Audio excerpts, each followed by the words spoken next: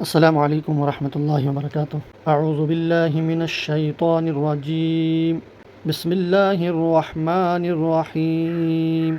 هل اتاک حدیث موسیٰ اذ ناداہ ربہ بالواد المقدس طویٰ اذهب إلى فرعون إنه طغى فقل هل لك إلى أن تزكى وأهديك إلى ربك فتخشى فأراه الآية الكبرى فكذب وعصى ثم أدبر يسعى فحشر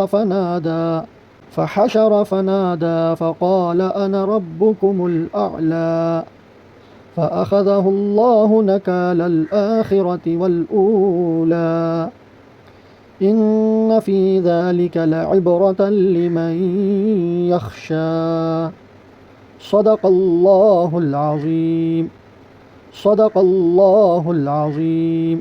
ان آیتوں میں اللہ رب العزت اجمالاً حضرت موسیٰ علیہ السلام اور کافر اور نافرمان بندے فرعون کا اور اس کے لشکر کا ذکر کر کے حضرت نبی اکرم صلی اللہ علیہ وسلم کو تسلی دے رہے ہیں۔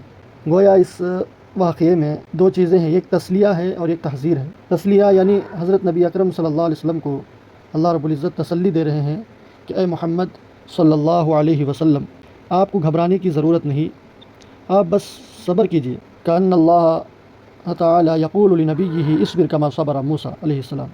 وہ اللہ رب العزت ان آیتوں میں کہہ رہے ہیں اپنے نبی سے، اے نبی جی آپ صبر کیجیے، صبر کا پھل میٹھا ہوتا ہے، صبر کا فائدہ ضرور ہوتا ہے۔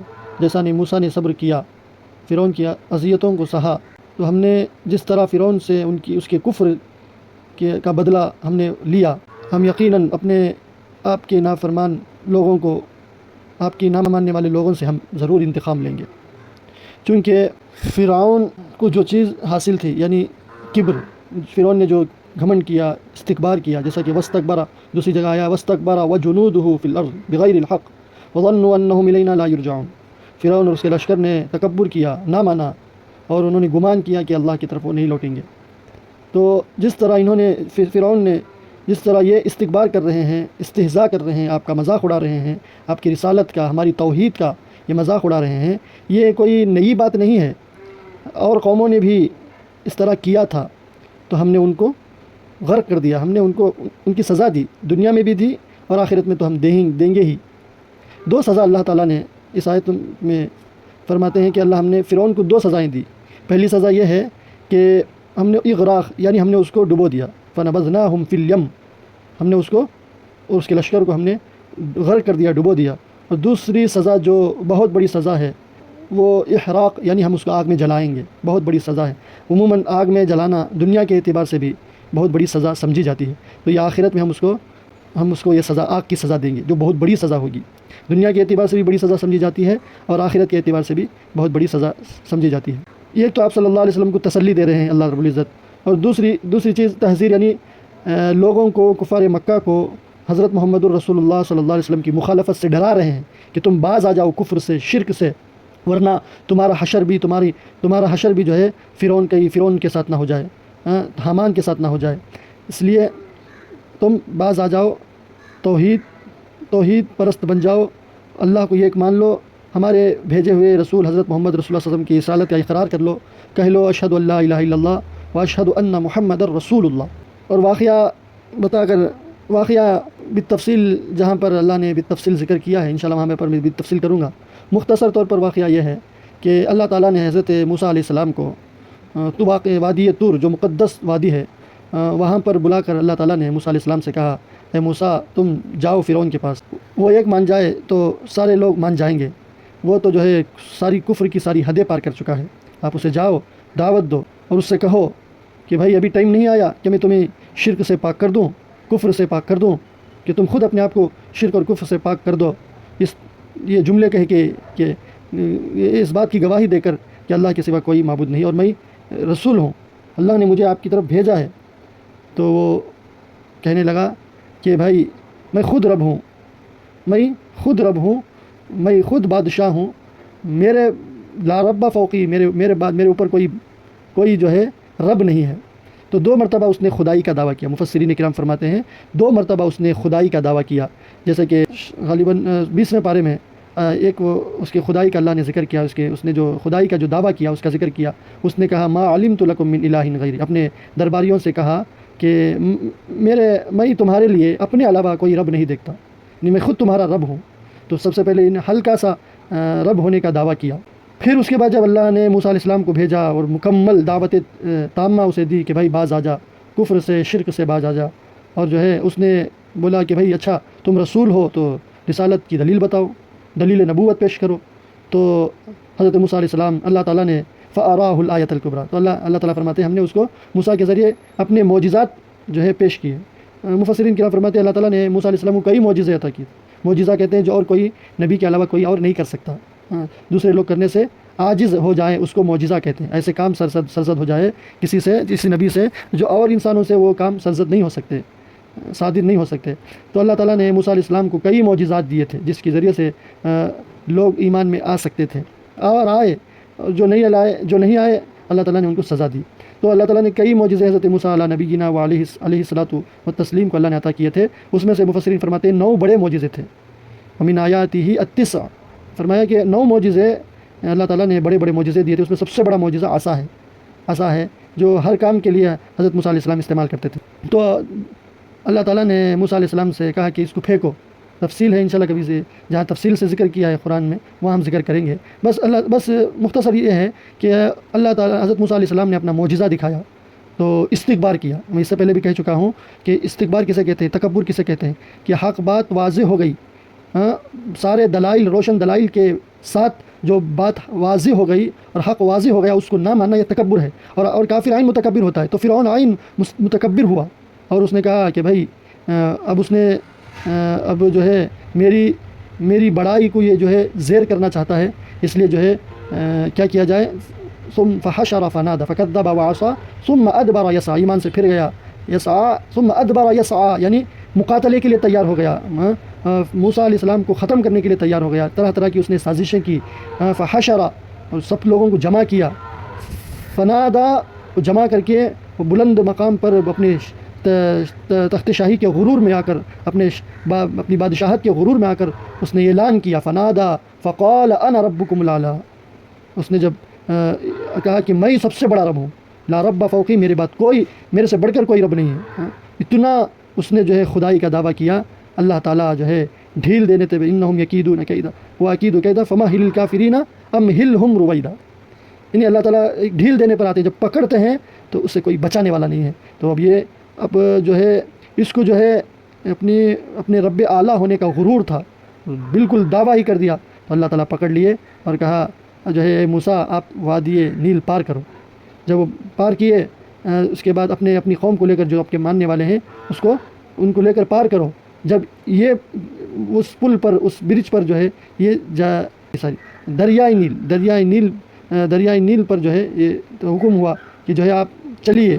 پل بن گئی، ایک معجزہ تھا، پل بن گئی. جب جو ہے یہ پار ہو گئے اور فرعون اور اس کے لشکر جو جانے لگے تو اللہ تعالیٰ اس پل کو جو ہے گرا دیا، اور جو ہے اسی میں اللہ تعالیٰ نے فرعون کو، اس کے لشکر کو غرق کر دیا. تو اس کا ذکر ہے ان آیتوں میں جو میں نے تلاوت کی. جی ترجمہ ملاحظہ فرمائیں. حل عطا کا سے مراد حل سے دیکھیے کئی معنوں میں استعمال ہوتا ہے. حل جو آتا ہے یہ کئی معنوں میں استعمال ہوتا ہے. یہاں پر 2 معنی مراد لی جا سکتے ہیں. ایک معنی یہ ہے کہ حل کو اپنے معنی میں، حقیقی معنی میں رکھا جائے، یعنی برائے استفہام، یعنی کہ بھئی اس وقت ہے جب اس سے پہلے جو موسیٰ علیہ السلام کے واقعے کا تذکرہ آپ تک نہ پہنچا ہو، یہ جو ہے آپ تک نہ پہنچا ہو، اور پہلی مرتبہ اللہ اپنے نبی حضرت محمد رسول اللہ علیہ وسلم کو یہ بتا رہے ہو. یعنی دوسری آیتوں جو موسیٰ علیہ السلام کے جو واقعے کو بتاتے ہیں جو آیتیں، ان آیتوں سے پہلے، اس آیت سے پہلے کوئی آیت نازل نہ ہوئی ہو، یہی آیت پہلے نازل ہوئی ہو اور آپ صلی اللہ علیہ وسلم کے علم میں نہ ہو تو اس کو اپنے حقیقی معنی میں حل کو رکھیں گے. یعنی حل کے معنی ہوں گے کیا آپ کو خبر نہیں آئی، کیا آپ کو موسیٰ علیہ السلام کا واقعہ نہیں پتہ، تو اپنے معنی میں مطلب لیں گے. اگر اس سے پہلے آپ کو بتا دیا گیا ہو اور یہ دوبارہ جو ہے یقین دہانی کے لیے، تسلی کے لیے حضرت محمد رسول اللہ صلی اللہ علیہ وسلم سے اللہ کہہ رہے ہو، تو اس وقت حل کے معنی قد کے ہوں گے. حل کے معنی قد کے ہوں گے، تحقیق کہ آپ کے پاس موسیٰ علیہ السلام کا واقعہ آ چکا ہے، تو آپ گھبرانے کی ضرورت نہیں. تو یہاں پر حضرات مفسرین نے یہ معنی مراد لیا ہے، حل کے قد کے معنی میں مراد لیا جا سکتا، دو معنی مراد لے سکتے ہیں۔ تو حل عطا کا، اے کیا محمد، اے محمد صلی اللہ علیہ وسلم، تحقیق کے آپ تک جو ہے موسیٰ علیہ السلام کا قصہ پہنچ چکا ہے یا کیا نہیں پہنچا، کیا آپ کو پتہ نہیں؟ تو دونوں سے جو ہے تسلی مقصود ہے۔ کیا کیا کیا واقعہ ہے؟ حل عطا کا حدیث موسیٰ اذ ناداہ ربہ بالوادی المقدس طویٰ، جب کہ اللہ نے یعنی موسیٰ علیہ السلام کو ان کے رب نے یعنی ہم نے وادی مقدس یعنی طویٰ پر ہم نے ان کو ندا لگائی، پکار کر کہا اذهب الی فرعون، کہ تم جاؤ فرعون کے پاس، انہ طغیٰ، بے شک وہ سرکش ہو چکا ہے، کفر کی ساری حدیں پار کر چکا ہے۔ فقل هل لک الی ان تزکی، اور ان سے کہو، اے موسیٰ کہو ان سے، فرعون سے کہو، یہ ابھی وقت نہیں آیا، هل لک الی ان تزکی، کہ میں تمہیں اس بات کی طرف بلاؤں کہ تم ایمان لے آؤ، تم شرک سے اپنے آپ کو پاک کر دو، تم توحید پرست بن جاؤ، ایک اللہ رب ہے یہ کہہ دو۔ فقل هل لک الی ان تزکی واہدیک الی ربک فتخشی، کیا میں تمہیں رہبری نہ کروں، واہدیک، کیا میں تیری رہبری نہ کروں اپنے تیرے رب کی طرف، فتخشی، کہ تو ڈر جائے۔ ایک تفسیر کے مطابق یہ بات آتی ہے کہ جب اللہ تعالیٰ نے موسیٰ علیہ السلام کو رہبر بنا کر، رسول بنا کر فرعون کے پاس بھیجا، تو موسیٰ علیہ السلام نے فرعون سے کہا، اے فرعون، اللہ نے مجھے تیری طرف رسول بنا کر بھیجا ہے، اللہ کہہ رہے ہیں کہ تو مان جا، اللہ کی وحدت کو مان لے، اگر تو مان جائے گا تو دنیا میں بھی تو کئی سال تیری عمر میں اضافہ کر دیا جائے گا اور تو اچھی زندگی جیے گا، اور جب تو دنیا میں موت، ہر ایک کو موت آنی ہے، تو جب تو مر جائے گا تو مرنے کے بعد اللہ تعالیٰ اپنی جنت میں تجھے داخل کریں گے۔ تو اس نے مانا نہیں، فکذب وعصی، تو واہدیک الی ربک فتخشی، تو اس نے جو ہے دلیل نبوت مانگی، جیسا کہ میں بتایا، تو اللہ تعالیٰ نے فاراہ الآیۃ الکبریٰ، تو اللہ تعالیٰ نے اس کو اپنی بڑی نشانی بتائی، یعنی بڑا معجزہ جو اللہ تعالیٰ نے موسیٰ علیہ السلام کو عطا کیا تھا۔ فکذب وعصی، تو اس نے جھٹلایا اور نافرمانی کی، ثم ادبر یسعی، اور پیٹ پھیر کر، منہ پھیر کر جو ہے ہمارے رسول کے خلاف بغاوت شروع کر دی۔ فحشر، اور لوگوں کو جمع کر دیا۔ کیا بغاوت کی، کیا کوشش کی، اس کے لیے تفسیر ہے، فا مفسرین فرماتے ہیں فا تفسیریہ ہے، فحشر، اس نے جمع کیا سارے لوگوں کو، یعنی جمع السحرۃ، یعنی جادوگروں کو اس نے جمع کیا۔ مفسرین فرماتے ہیں 72 جادوگروں کو اس نے جمع کیا، 2 قبطی تھے اور 70 بنی اسرائیل میں سے تھے، تو 72 جادوگروں کو اس نے جو ہے جمع کیا۔ اب جب سارے جادوگروں کی جادوگری زیر ہو گئی، ہیچ ہو گئی سیدنا موسیٰ علیہ السلام کے معجزے کے سامنے، تو اب وہ جو ہے غصے میں آ گیا، فنادا، اور کہنے لگا کہ یہ سب ہوتا جاتا نہیں ہے، کچھ نہیں ہے، میں ہی رب ہوں، انا ربکم الاعلی۔ اس نے کہا فقال، تو پھر انہوں نے کہا کہ میں تمہارا بڑا خدا ہوں، سب سے بڑا خدا ہوں۔ یعنی ربکم الاعلی سے مراد یہ لیا تھا کہ لوگ وہاں پر بتوں کی بھی عبادت کرتے تھے، لوگ بتوں کی بھی عبادت کرتے تھے، تو اور بتوں کو ملا کر اس نے کہا کہ یہ بت بھی آپ کے معبود ہیں، لیکن میں ان سب سے بڑا خدا ہوں، اور میرے بعد میرے سے بڑھ کر کوئی رب نہیں ہے۔ فقال انا ربکم الاعلی، اب جب کفر کی ساری حدیں اس نے پار کر لی، تو اللہ تعالیٰ نے کہا فاخذہ اللہ نکال الآخرۃ، تو ہم نے فرعون کو پکڑا، نکال الآخرۃ، آخرت کے سزا میں بھی، والاولی، اور دنیا کی سزا میں بھی۔ تو مفسرین فرماتے ہیں کہ اللہ تعالیٰ آخرت کی سزا پہلے کیا، مقدم کیا، اس طرح بھی کہہ سکتے تھے فاخذہ اللہ نکال الاولی والآخرہ، لیکن جو ہے بتانا یہ چاہتے ہیں کہ دنیا کی سزا کوئی سزا نہیں ہے، آخرت کی سزا لامحدود سزا ہے، تو اس لیے سب سے پہلے سزا اگر سمجھی جائے گی تو آخرت کی سزا اصل سمجھی جائے گی، تو دنیا کی تکلیف کوئی تکلیف نہیں ہے، دنیا کی راحت بھی کوئی راحت نہیں ہے، اصل راحت، اصل جو ہے ٹینشن، اصل غم تو آخرت کا غم ہے۔ تو جو جسے راحت ملی اسے پوری راحت سمجھی جائے گی، یعنی اسے جو ہے راحت ہی ہے، اصل راحت ہے، اور جسے سزا دی جائے گی، جس کے بارے میں سزا کا فیصلہ ہو گیا، سمجھو وہ اصل سزا ہے۔ تو دنیا کی کوئی راحت نہیں، دنیا کی کوئی سزا نہیں، اصل راحت آخرت کی راحت ہے، اور اصل سزا آخرت کی سزا ہے۔ تو سب سے پہلے جو ہے ذکر کر کے، یعنی آخرت کی سزا کا ذکر پہلے کر کے بتا رہے ہیں کہ اصل سزا تو آخرت کی سزا ہے۔ فأخذہ اللہ نکال الآخرۃ، حالانکہ سب سے پہلے اللہ نے اس کو ڈبویا، دنیا کی سزا دی، لیکن اللہ کہہ رہے ہیں کہ دنیا کی سزا کوئی نہیں ہے، جب وہ مر جائے گا، ہمارے پاس آئے گا، تو وہ لامحدود جو ہے جہنم میں وہ جلتا رہے گا، سزا پاتا رہے گا۔ اللہ تعالیٰ ہم سب کو اپنے فرما بردار بندوں میں شمار فرمائے۔ تو فأخذہ اللہ، تو اللہ تعالیٰ نے اس کو پکڑا، نکال الآخرۃ، آخرت کی سزا، یعنی احراق، یعنی جلائیں گے ہم اس کو، سزا دیں گے، جلانے کی سزا دیں گے، والاولی، دنیا کی سزا، یعنی ہم نے اس کو ڈبو دیا۔ اللہ تعالیٰ ہم سب کو توحید، رسالت اور آخرت، جتنے بھی اللہ کے احکامات ہیں، سارے احکامات پر عمل کی توفیق نصیب فرمائے، چلنے چلانے کی توفیق نصیب فرمائے، قرآن کا فہم ہم سب کو بلکہ ساری امت مسلمہ کو نصیب فرمائے۔ السلام علیکم ورحمۃ اللہ وبرکاتہ۔